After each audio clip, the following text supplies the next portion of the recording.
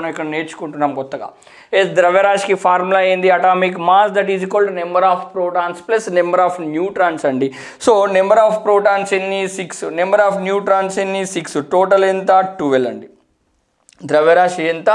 12. Mass అనేది 12గా గుర్తుపెట్టుకోవాలి.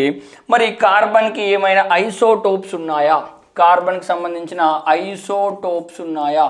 Yes isotopes ఉంటాయండి. C6 ఇట్లా రాసుకోవాలి. ఇప్పుడు ఐసోటోప్స్ ఏంటంటే C12, C13, C14 ఈ 3 కార్బన్కి సంబంధించిన ఐసోటోప్స్ అండి. ఎప్పుడైనా గుర్తుపెట్టుకోవాలి కార్బన్ ఐసోటోప్స్ని గుర్తించండి అంటే C12, C13, C14 అని మనం గుర్తుపెట్టుకోవాలి. సరే ఏంటి isotopes? What is meant by isotopes? Isotopes అంటే ఏంది? పరమాణు సంఖ్య అటామిక్ నెంబర్ సేమ్గా ఉండాలి. సేమ్ ఉందా? 6 ఉంది. ఎలిమెంట్ సేమ్ ఉండాలి. ఎస్ ఎలిమెంట్ కూడా కార్బన్ సేమ్ ఉందా? ఉంది. ఎస్ ఇక్కడ పైన ద్రవ్యరాశి మాస్ అనేది మాత్రం చేంజ్ ఉండాలి. 12, 13, 14 చేంజ్ ఉందా లేదా? ఎస్ ఇక్కడ చేంజ్ అనేది ఉంది. పరమాణు సంఖ్య సేమ్, మూలకము సేమ్, బట్ ద్రవ్యరాశులు వేరువేరుగా ఉన్నాయి. అట్లాంటి వాటిని మనం ఏమంటున్నాం? ఐసోటోప్స్ అంటున్నాం. ఏమంటున్నాం? ఐసోటోప్స్ అంటున్నాం. కార్బన్ ఐసోటోప్స్ C12, C13, C14గా మనం ఇక్కడ కన్సిడరేషన్ అనేది చేయొచ్చు. ఈ విషయాన్ని గుర్తుపెట్టుకోవాలండి. రైట్.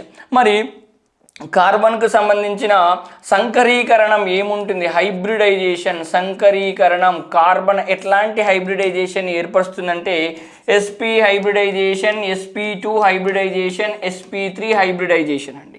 sp సంకరీకరణాన్ని చూపిస్తుంది, sp2 సంకరీకరణాన్ని చూపిస్తుంది, sp3 సంకరీకరణాన్ని కూడా చూపిస్తుంది. కార్బన్ సమ్మేళనాలలో ఈ 3 రకాల సంకరీకరణాలు అయితే ఉంటాయండి.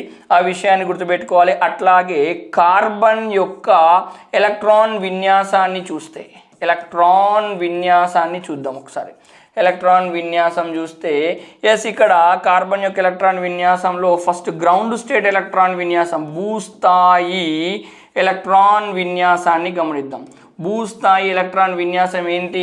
1s2 2s2 2p2, 1s2 2s2 2p2.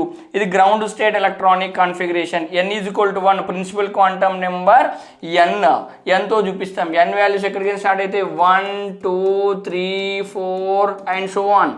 n is equal to 1 అయితే k కర్పరం. ఇది ప్రధాన క్వాంటమ్ సంఖ్య. ప్రధాన క్వాంటమ్ సంఖ్యని n తో చూపిస్తాం. దాని వాల్యూస్ 1 2 3 4 డాష్ ఉంటాయండి. n ఈజ్ ఈక్వల్ టు 1 అయితే k అండి, n ఈజ్ ఈక్వల్ 2 అయితే l అండి, n ఈజ్ ఈక్వల్ 3 అయితే m అండి, n ఈజ్ ఈక్వల్ 4 అయితే n అండి.